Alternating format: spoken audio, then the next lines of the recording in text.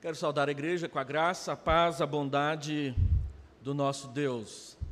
É sempre muito grato e muito prazeroso poder voltar aqui ao Jardim Goiás e poder compartilhar com os irmãos a palavra do Senhor, especialmente num dia de aniversário como esse, que traz muitas lembranças para nós de um passado até recente, mas prazeroso.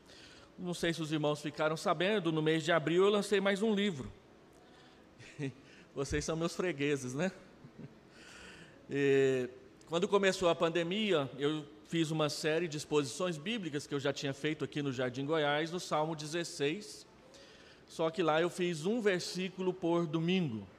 E quando a pandemia chegou, ficou sendo um versículo por cada transmissão online. E o conselho achou por bem adotar o projeto.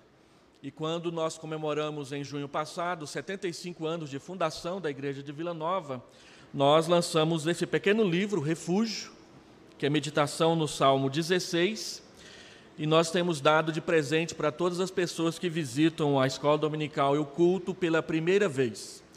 Mas como os irmãos não estão visitando, eu posso vender para os irmãos R$10 para aqueles que tiverem o dia trocado, ou pode mandar um Pix, fique à vontade, depois da palavra. Abra sua Bíblia, 2 Coríntios, capítulo 5. 2 Coríntios, capítulo 5, verso 11.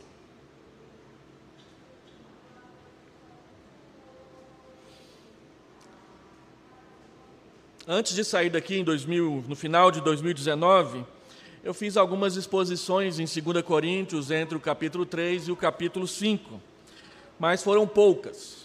Lá na Vila Nova, eu pude expor o bloco inteiro, que começa no capítulo 2, verso 14, até o capítulo 6, versículo 10, que é a grande seção do livro de 2 Coríntios, que Paulo trata sobre o ministério da aliança, e no qual ele defende a sua vocação apostólica, e também fala a respeito do que significa servir a Deus dentro da vida de uma igreja local. E o texto diz assim, versículo 11: E assim, conhecendo o temor do Senhor, persuadimos os homens e somos cabalmente conhecidos por Deus, e espero que também a vossa consciência nos reconheça. Não nos recomendamos novamente a vós outros, pelo contrário, damo-vos ensejo de vos gloriardes, de vos alegrardes por nossa causa, para que tenhais o que responder aos que se gloriam na aparência e não no coração.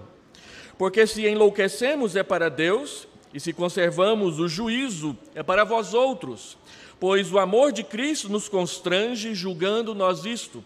Um morreu por todos, logo todos morreram.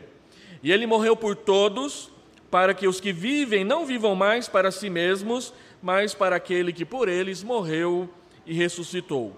Assim que nós, daqui por diante, a ninguém conhecemos segundo a carne, e se antes conhecemos a Cristo, se antes conhecemos Cristo segundo a carne, já agora não o conhecemos deste modo. E assim, se alguém está em Cristo, é nova criatura, é nova criação. As coisas antigas já passaram, e eis que se fizeram novas. Vamos orar mais uma vez. Deus, nós abrimos a Tua palavra e queremos pedir ao Senhor que ela seja guia, que ela seja instrumento do Teu cajado para o pastoreio do Teu povo. Venha falar ao coração da Igreja do Jardim Goiás, nesse dia comemorativo da sua organização eclesiástica. Venha ensinar-nos, Senhor Deus, a fim de que possamos ajustar a nossa visão, o nosso entendimento, o nosso compromisso e o nosso serviço à Tua vontade, que é santa, que é soberana, que é agradável, que é perfeita e que nos santifica. Que a luz do Teu Espírito Santo esteja sobre nós, nós te pedimos em nome de Jesus. Amém. Meus irmãos, o livro de 2 Coríntios não é para os fracos. Não é para aqueles que gostam de reclamar dos seus líderes e para aqueles que acham que podem viver a vida cristã cheia de mimimis, escolhendo o que gosta, o que não gosta na vida do povo de Deus. 2 Coríntios é um livro para aqueles que se comprometeram e, tendo se comprometido, decidiram aprender a crescer e crescer para o serviço, para a glória de Deus. Falando claramente nessa noite, eu quero falar sobre duas motivações para servir. O texto que nós acabamos de ler faz parte de uma longa tarefa do apóstolo Paulo ao escrever essa carta, procurando defender a si mesmo de várias falsas acusações levantadas no seio da igreja de Corinto. O cerne da carta toda, o miolo de toda a carta de 2 Coríntios, é falar sobre a defesa do apóstolo Paulo frente aos opositores que se levantaram, não do mundo, mas dentro da própria igreja. Aqui em 2 Coríntios, Paulo se expõe por inteiro. Ele escreve sobre os seus sentimentos mais íntimos quanto ao ministério apostólico e também sobre o seu relacionamento com as igrejas que ele plantou e pastoreou durante um período na sua vida. Neste parágrafo que nós acabamos de ler, Paulo ainda está se defendendo dos ataques dos falsos apóstolos. Eles o acusavam de pregar uma mensagem errada e com a motivação errada. E a resposta de Paulo, que já é um pastor veterano, é que dois fatores sempre estiveram na base, no fundamento da sua conduta quanto ao ministério pastoral, e ele quer deixá-los em relevo diante da igreja, preparando para o ponto mais alto dessa grande sessão sobre o ministério, sobre o ministério da aliança dentro da igreja local. Ele quer falar sobre o temor a Deus e ele quer falar sobre o amor a Cristo como os dois fundamentos que nós temos para servir, para trabalhar, para levar o Evangelho às outras pessoas e também para a nossa convivência como membros de uma mesma igreja local. Como eu disse no começo, desde o versículo 14 do capítulo 2, e indo até o capítulo 6, versículo 10, Paulo ele abre uma grande sessão na qual ele fala sobre a aliança e sobre o ministério. Não o ministério do pastor, mas o ministério de quem vive para Jesus, de quem é membro da igreja do Senhor. E ele então prepara o grande finale, que é o versículo 18 até o início do capítulo 6, quando ele fala sobre o ministério da reconciliação. O ponto alto da vida de uma igreja local é quando todos os membros e cada membro atuam juntos e pessoalmente, individualmente, para que as pessoas se reconciliem com Deus e umas com as outras nas suas relações. Paulo mostra para nós que a nossa relação com Deus define o nosso comportamento espiritual e também social na vida de uma igreja. Capítulo 2, versículo 14, ele diz que nós somos o bom perfume de Cristo, cheiro de vida para a vida e também cheiro de morte para aqueles que não amam e não querem servir a Jesus. Ele diz, capítulo 3, versículo 6, que todos nós somos ministros da nova aliança, somos servos, somos trabalhadores para que as pessoas entrem e passem a fazer parte da aliança com Cristo. Mais adiante, no mesmo texto, versículo 7, ele diz que nós somos vasos de barro, no qual Deus colocou o grande tesouro que é Jesus Cristo.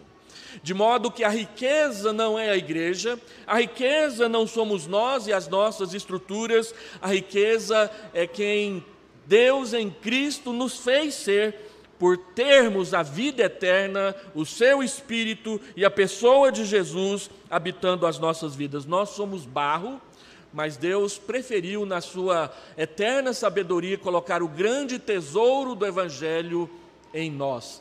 Frágeis, falhos, pecadores, mas detentores da grande presença de Jesus nas nossas vidas. Capítulo 5, versículo 2, ele diz que nós somos peregrinos que desejam morar na casa celestial.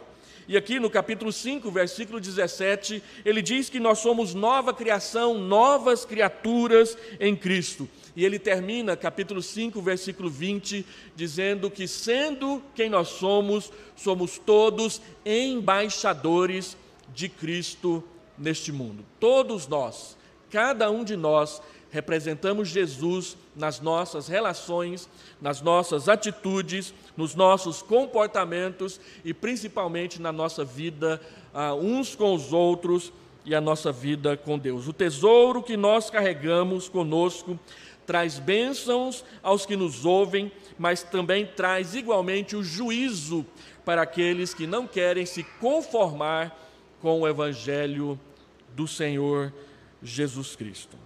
Ray Stedman, no seu livro A Dinâmica da Vida Autêntica, um livro publicado em 1975 nos Estados Unidos e que chegou aqui no Brasil uns 10 anos depois, se tornou um clássico entre os pastores da minha geração. Eu conheci esse livro quando estava fazendo o seminário há 30 anos atrás. E ele diz que essa seção de 2 Coríntios mostra que a vida cristã e o ministério é tudo a mesma coisa, pois somos salvos para servir.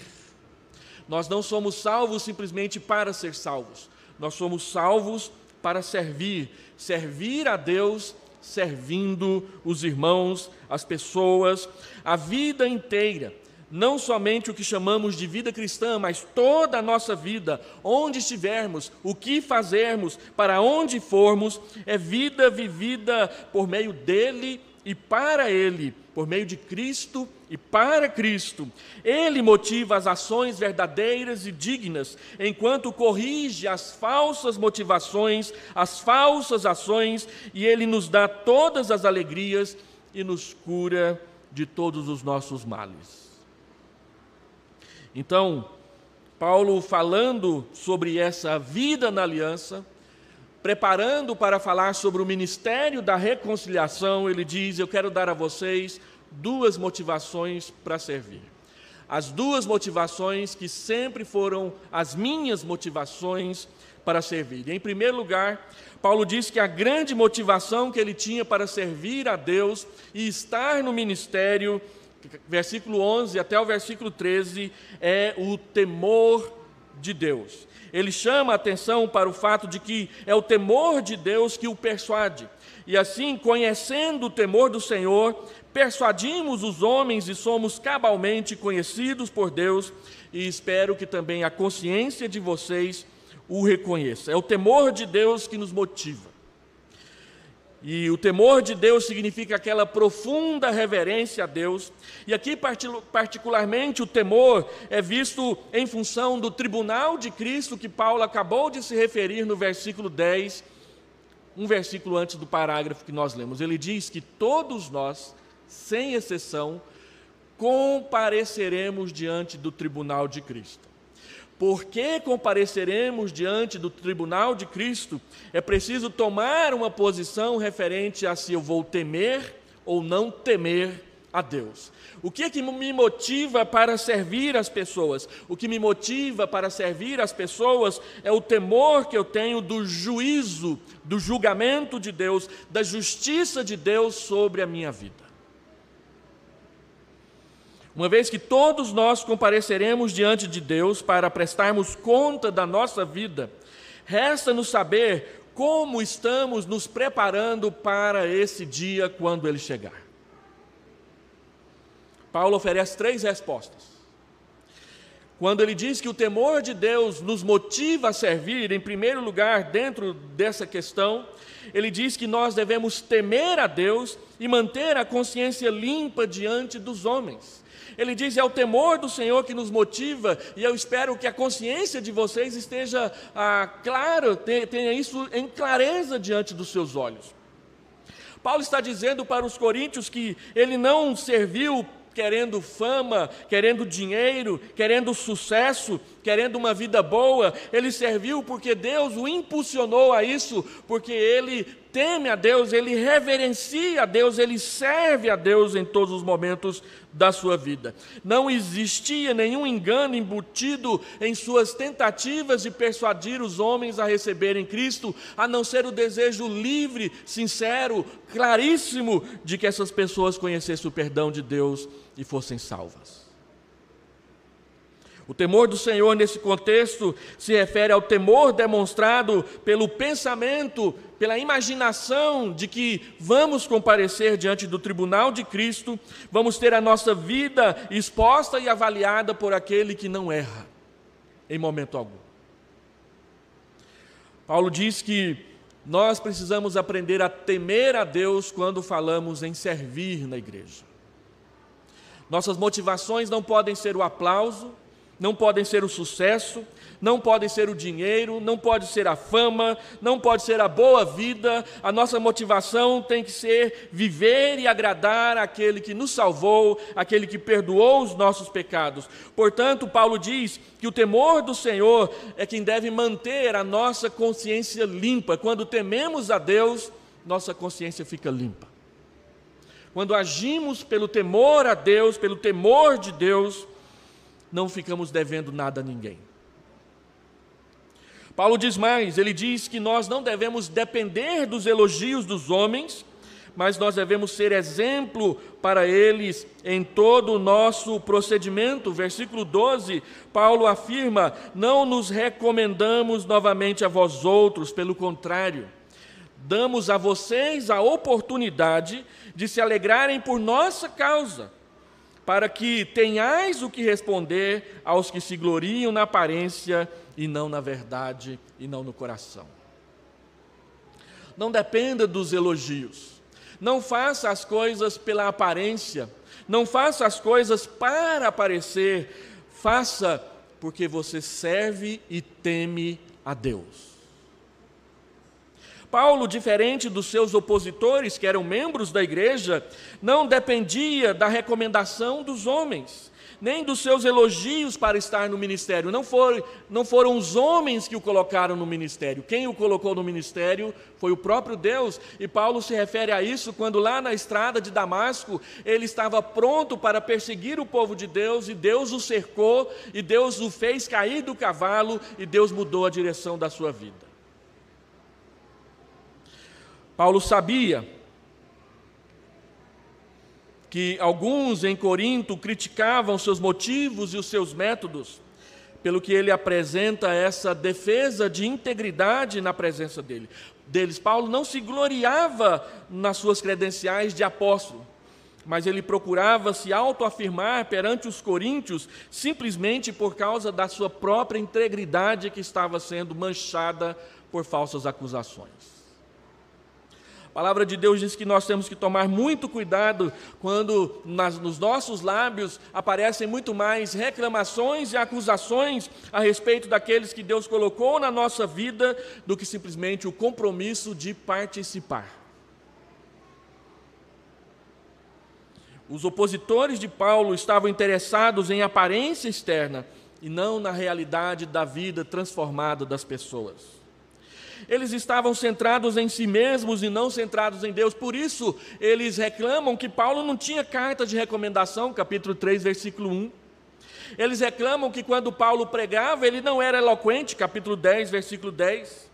Eles se queixam qual que é o seu nascimento, a sua herança judaica, parece que você nunca contou para nós, capítulo 11, verso 22. Eles dizem que Paulo nunca testemunhou para eles de visões e revelações. Então no capítulo 12, Paulo diz: eu tenho sim experiências sobrenaturais com Deus, mas eu nunca fiz disso um cartão de visitas para vocês frequentarem a igreja. E eles disseram: você não faz milagres. E Paulo então se justifica dizendo: e precisa? Precisa?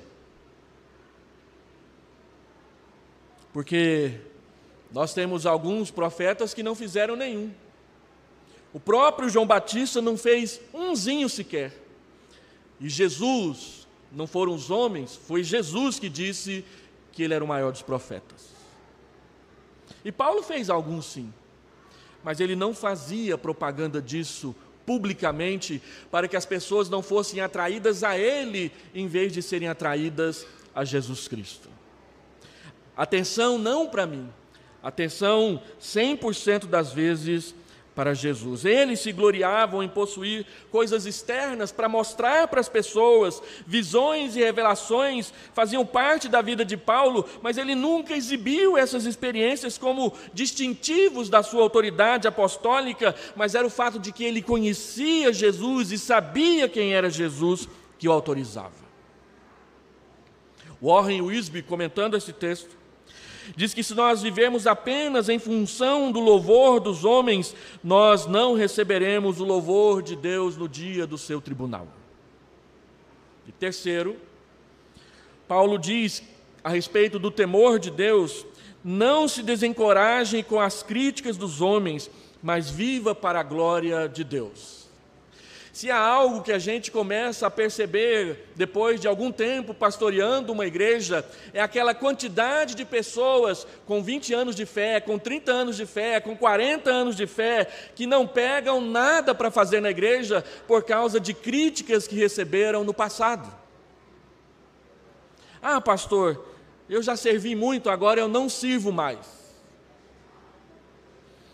E aí você vai conversar com um pouco mais de profundidade, você encontra amargura, você encontra ressentimento, você encontra lembranças tristes de momentos inusitados na sua vida como membro da igreja, em que ele estava ali servindo e alguém parece que enfiou uma faca no seu peito, mandou um dardo inflamado no seu pescoço e o colocou para dormir no meio do templo. Quantos irmãos você pede para ajudar numa igreja de 300 membros, onde menos de 10% estão carregando tudo nas costas? E a motivação da resposta é sempre a mesma: alguém me machucou. A crítica. Eu fui pastor auxiliar de um pastor certa vez, e eu posso dizer, porque já fui pastor auxiliar de um monte, ninguém vai ficar procurando saber quem é. E ele não tinha coragem de olhar nos olhos das pessoas quando ele tinha que tratar de problemas. Quando ele ia pregar, ele ficava olhando para o triédalo do templo. Todo mundo aqui sabe o que é triédalo, não vou explicar, né? É aquele triângulo que fica lá no canto do telhado. Ele pregava olhando para lá. Aí ele olhava para lá. Aí ele olhava para lá. Mas ele não olhava para o povo. E eu perguntei para ele, eu era petulante: pastor, por que o senhor não olha para a gente quando o senhor prega? Ele diz: porque um dia, um presbítero levantou o dedo, chegou no meu nariz e me acusou de um monte de coisa. Anos carregando na memória um fato triste de uma crítica ao seu ministério. Quantas vezes nós não fazemos isso? Paulo diz: olha, tenha sangue de barata. Quem vai te julgar no final das contas, que vai determinar, não é o presbítero, não é o diácono, não é o membro da igreja que só aparece no dia da assembleia. Quem vai te julgar é Deus. Então, a quem você deve temer? Deus. E olha que quem tem temor de Deus não sai por aí chutando a barraca e o balde e batendo nas pessoas, porque ouve a sua palavra e procura praticá-la. É quem não tem o temor de Deus, que gosta de levantar o dedo e dizer isso, isso, isso, e aquilo outro. Porque a Bíblia diz que o servo de Deus não vive a contender, não vive a lutar boxe na igreja. Paulo está dizendo: não fique desencorajado por causa das críticas, elas virão, não tem como fugir delas. Algumas serão verdadeiras e justas e serão feitas com boas intenções, mas haverá sim aquelas malignas, pecaminosas, perniciosas. E não dê ouvidos para elas. Se você conhece a Escritura, se você sabe a quem serve, se você sabe por que serve, tema a Deus em primeiro lugar e continue trabalhando. Porque a palavra de Deus diz que quem serve a Deus vai ser criticado, não tem jeito. O Senhor Jesus foi. O Senhor Jesus foi acusado falsamente, o Senhor Jesus foi condenado falsamente. As pessoas ousaram insultar o Senhor Jesus inúmeras vezes. E ele diz que quem segue a ele vai passar pelo mesmo caminho. E Pedro diz que quando o Senhor Jesus era agredido, ele não abria sua boca. Quando ele era insultado, ele não devolvia ameaças. Pelo contrário, ele se entregava a Deus. O que Paulo está dizendo é que se nós queremos servir, se nós queremos ser bênção na vida de outras pessoas, o que tem que estar estampado no nosso rosto é o temor a Deus e não o temor às pessoas. Porque as pessoas sempre, de alguma forma ou de outra, em algum momento, bem intencionadas ou não, vão te criticar de alguma forma. E se você não estiver firme, se você não conhecer bem aquele a quem você serve, você será mais um a carregar amargura, ressentimento e mágoa para o futuro. E Deus não quer isso para uma igreja tão jovem como a igreja do Jardim Goiás e para nenhuma das suas igrejas. Deus quer que você esteja pronto a servir. A igreja precisa do seu serviço. O Senhor Deus quer usar o seu serviço. Ele te salvou para isso. Segunda motivação. Se a primeira parece dura, a segunda alivia. Versículo 14 até versículo 17, Paulo diz que a segunda motivação que ele tinha para servir era o amor de Cristo. O amor de Cristo nos constrange, ele diz no versículo 14. O amor de Cristo é um fator determinante na motivação de Paulo a abraçar o ministério da nova aliança, e foi o amor de Cristo que o constrangeu, que o motivou, que o empurrou, que o levou a entregar-se ao ministério da reconciliação. Constranger aqui no texto é uma palavra rara e forte, que quer dizer apertar com a mão. Prender com força. Segundo Colin Kruse, o comentarista desse texto, ele diz que essa pressão constrangedora, objetiva, não o controle, mas a ação, é a força mais motivacional que direcional da vida de alguém. Esse constranger é algo que nos motiva, que nos empurra, que nos pressiona, que nos leva para frente. A fonte dessa pressão não é a dor, não é a raiva, não é a ira, não é a justiça, é o amor de Deus por nós. Festo que Venge escreveu um livrinho fininho igual esse meu aqui, O Amor Ilimitado de Deus.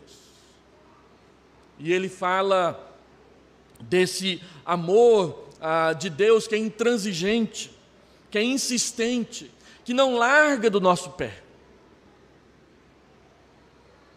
Ray Stedman está correto também no livro que eu mencionei, quando ele diz que a motivação certa para os atos da vida cristã é o amor e não o dever.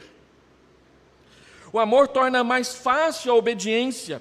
O amor tem prazer em fazer aquilo que agrada ao ser amado. A maior característica de se fazer com amor é fazer voluntariamente, sem precisar de WhatsApp empurrando, sem precisar de telefonema procurando, sem precisar de mensagem o tempo inteiro para ver se alguém aparece. Muitas vezes, você assume uma função de liderança na igreja e aquelas pessoas que estão no ministério com você simplesmente não colaboram, não respondem, não se apresentam, mas na hora do culto quer aparecer. Paulo está dizendo que quando a gente faz por amor, a gente é proativo, a gente se apresenta, a gente diz o que quer fazer e como vai fazer. Como Jacó, que viu Raquel, e não é aquela Raquel pilantra da novela da Record, é outra, é a da Bíblia. Ele viu Raquel e se apaixonou por ela. E por ela, Ele inicialmente trabalhou 7 e no final trabalhou 14 anos. E mais 7 para ficar rico para sustentá-la. 21 anos no final. E a Bíblia diz que aqueles anos foram como que poucos dias, pelo muito que a amava.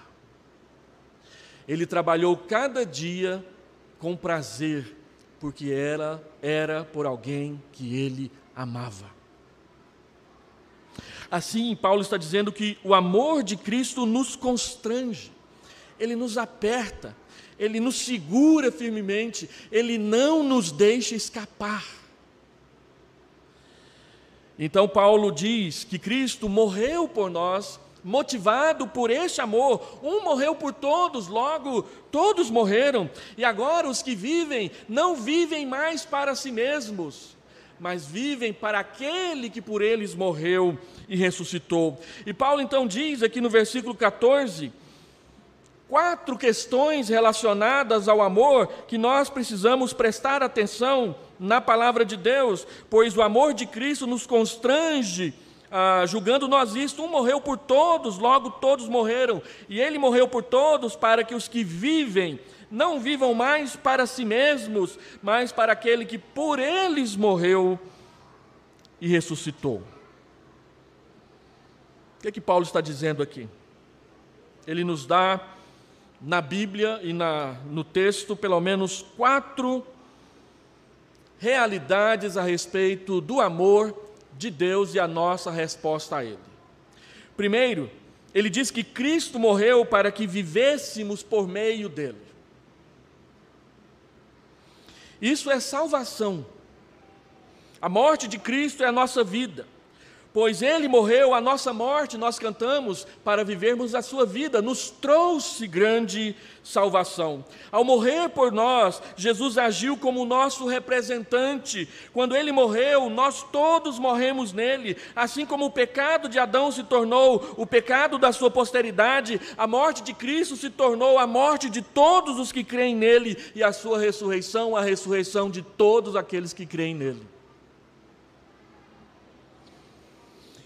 Que Cristo morreu na cruz do Calvário é fato. Que Ele morreu por todos é evangelho. Mas como explicarmos os dois termos, por e todos? A preposição grega hiper, que aparece aqui no texto, traduzida por morreu por nós, com relação à morte de Cristo, significa que a sua morte, em primeiro lugar, foi uma substituição. Ele morreu no seu lugar, no meu lugar, no nosso lugar. Ele morreu a morte que era para você, que era para mim, e Ele o fez porque nos amava. É o que diz a palavra de Deus. O texto também quer dizer que a sua morte é uma representação e uma mediação. Ele morreu como nosso mediador, aquele que nos liga e nos leva até Deus, e o único que é capaz de fazê-lo. O texto também quer dizer, quando diz que Ele morreu por nós, quer dizer favor, a graça não merecida do Evangelho. Os maiores beneficiários da morte de Cristo somos nós. Nós é que ganhamos o perdão, nós é que ganhamos a vida eterna, nós é que ganhamos o privilégio de servir ao Deus eterno. Já a palavra todos não pode significar todos indistintamente. Pois se assim fosse, todos seriam salvos, e nós teríamos uma contradição verdadeira na Bíblia, pois a Bíblia diz em vários lugares que nem todos serão salvos e que muitos irão para o lago de fogo junto com Satanás e os seus anjos caídos.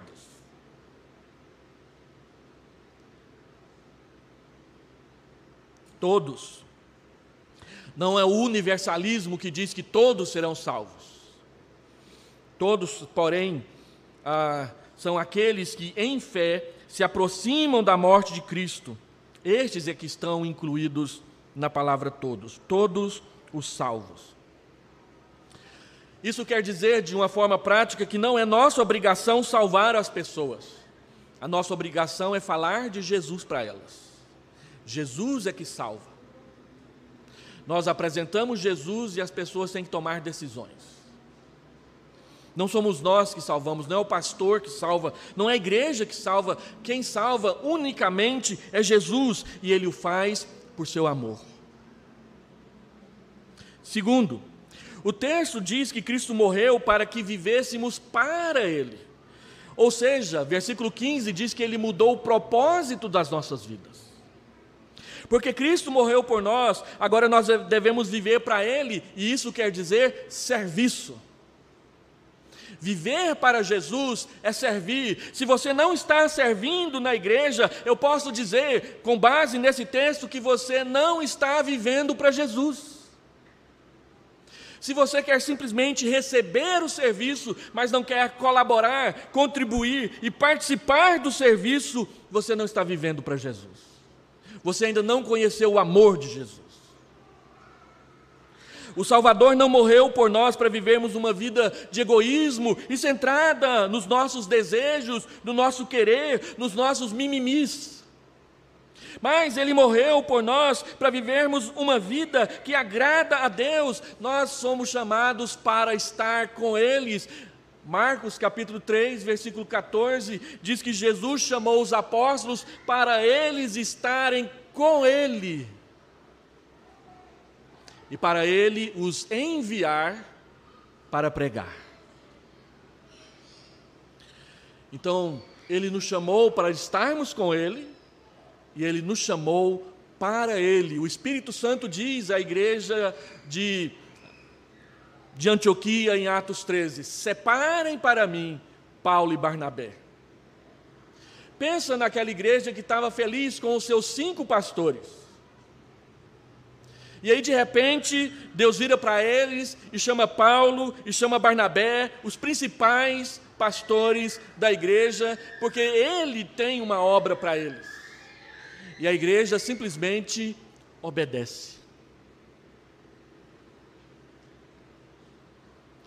As nossas boas obras, elas não são a causa da nossa salvação, mas elas são a consequência justa de sermos salvos por Deus. Nós devemos viver para Cristo. Nós não servimos para ser salvos, nós servimos porque já fomos salvos. Se você não entender essa dinâmica, você não entendeu ainda o Evangelho. Mas se você entendeu essa dinâmica, o que Deus espera de você é compromisso, participação, entrar no campo de batalha.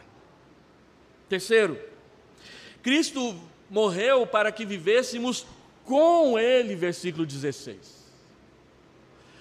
Isso quer dizer comunhão. Ele nos salvou, Ele nos deu tarefas e Ele nos dá a sua intimidade, a sua presença, o seu compartilhamento.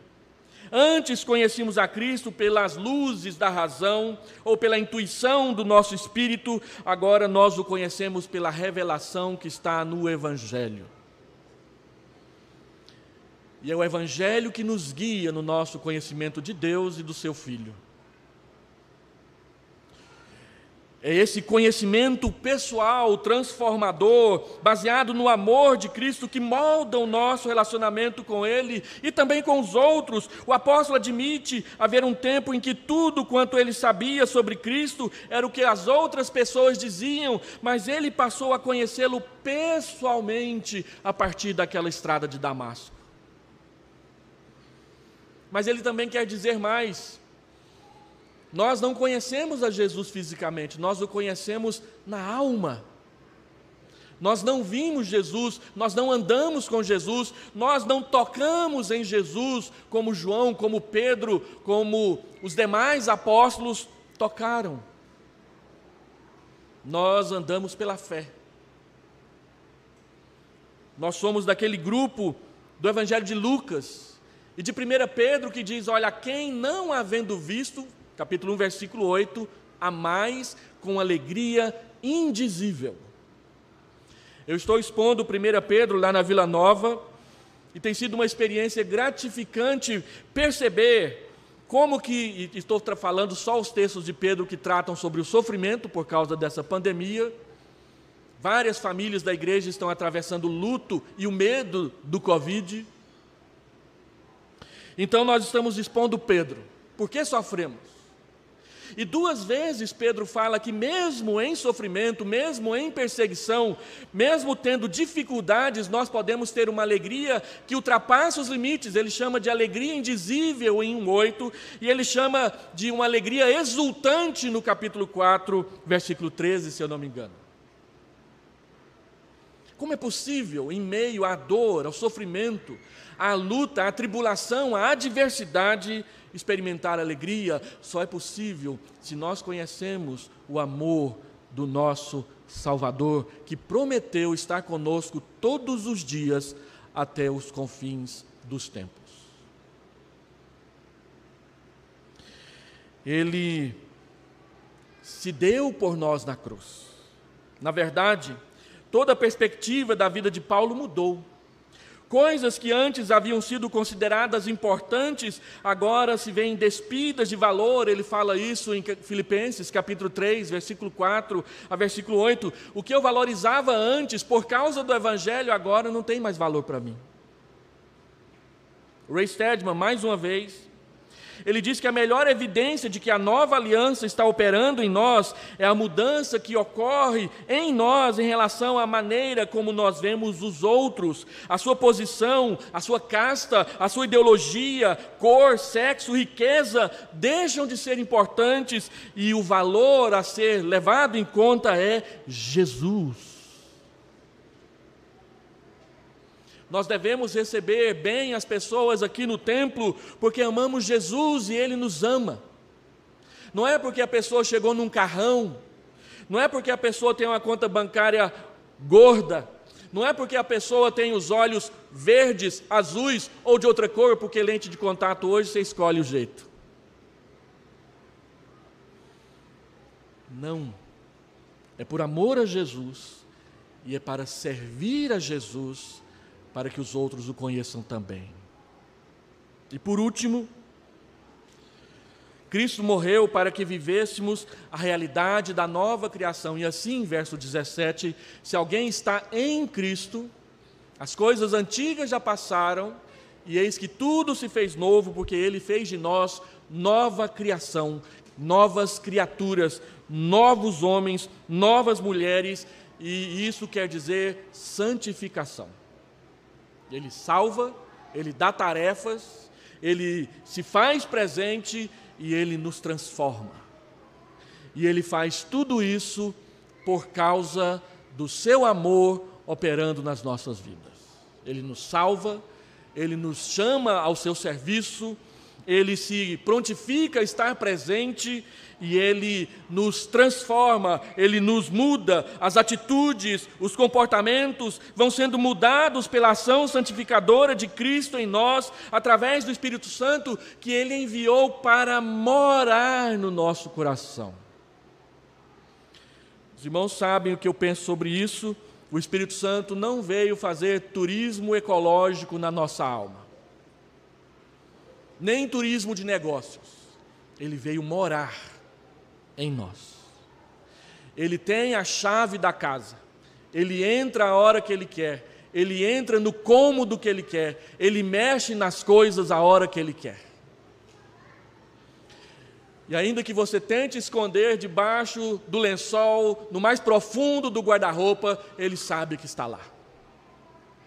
E Ele não deixa de te amar por isso. Mas Ele quer que você abandone aquilo. Então, como que essa mensagem dessa noite pode ser bênção para uma igreja que comemora aniversário de organização eclesiástica? Deixa eu fazer 3 aplicações para vocês aqui. Há 2 motivações para servir: temor e amor. Faça bom uso delas, por 3 razões. Primeiro, temor e amor são a base do ministério da reconciliação. O que Paulo vai falar a seguir é a respeito do perdão, é a respeito de como você pode ser um instrumento para perdoar e ajudar as outras pessoas a perdoarem umas às outras quando tiverem atritos umas com as outras. E na igreja é um lugar onde existe muito atrito, porque a gente tem que fazer muita coisa junto. Feitas essas colocações, Paulo passará a tratar da questão crucial da reconciliação. Para que serve a igreja? A igreja serve para levar a reconciliação que ela experimentou e está experimentando com Deus para mais pessoas e mais pessoas e mais pessoas. E se nós ficarmos tão concentrados nos nossos problemas que não enxergarmos que é isso que Deus quer, nós perdemos de vista o que é servir. Segundo, temor e amor são a base da motivação que vence a indiferença. É o amor que nos leva a visitar o irmão que está sumido da igreja, aquela Aparecida que não apareceu no culto. É o temor e o amor que nos motiva a mandar uma mensagem, a orar com uma pessoa, a perguntar o que foi, o que há, o que aconteceu com você. É o temor e o amor que nos leva a deixar de prestar atenção naquelas críticas medonhas, desnecessárias, desaforadas até, que costumeiramente aparecem no meio do povo de Deus. E a gente tem que aprender a amar mesmo com elas. Porque somos pecadores.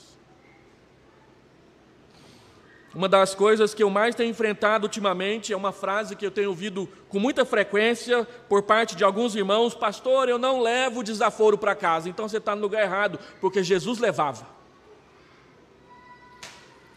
É Ele que disse que é para a gente oferecer a outra face. Foi Ele que não devolveu ameaça quando foi ameaçado. A Bíblia diz que Ele se entregou a Deus, então Ele levava sim desaforo para casa. E você segue Jesus. Se Jesus levava desaforo para casa, aprenda sim a levar os seus e a depositar diante da cruz, porque Ele lava tudo ali. E continuar amando, continuar servindo. Lembre-se que Jesus lavou o pé de todos os discípulos e na mesma noite todos eles o negaram. Lembre-se que Jesus lavou os pés de Judas e Judas o vendeu. Lembre-se de que Pedro negou Jesus 3 vezes, e quando Jesus veio conversar com Pedro, o que Jesus perguntou? Jesus perguntou: você me ama? Porque eu te amo. E ele perguntou, não foi para ofender, não foi para humilhar, não foi para passar vergonha em Pedro, ele perguntou para reconciliar Pedro com ele e transformar a sua vida. Depois daquele dia, Pedro nunca mais foi o mesmo. O petulante, o arrogante, o cara que batia a mão no peito e depois xingava, parou de fazer essas coisas todas. E por último, temor e amor são a expressão do nosso compromisso cristão com a vida e com as pessoas a quem nós servimos. Nós servimos porque o temor do Senhor, que é o princípio da sabedoria, habita o nosso coração. Nós servimos porque amamos aquele que nos amou primeiro e não teve vergonha de nós. Então Ele nos chama a uma mudança radical no nosso comportamento, na forma como nós lidamos com tudo na vida. E explica porque você faz certas coisas e porque decidiu não fazer outras. Qual é a sua motivação para servir? Paulo te dá 2: temor e amor. Nos próximos anos, use isso para ajudar essa igreja a crescer para a glória de Deus. Vamos orar?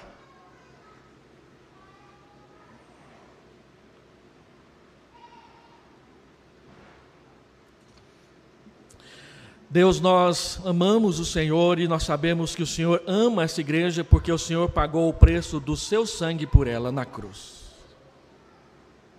E é por isso que estamos aqui nessa noite festiva, agradável, em comunhão com o teu povo e contigo.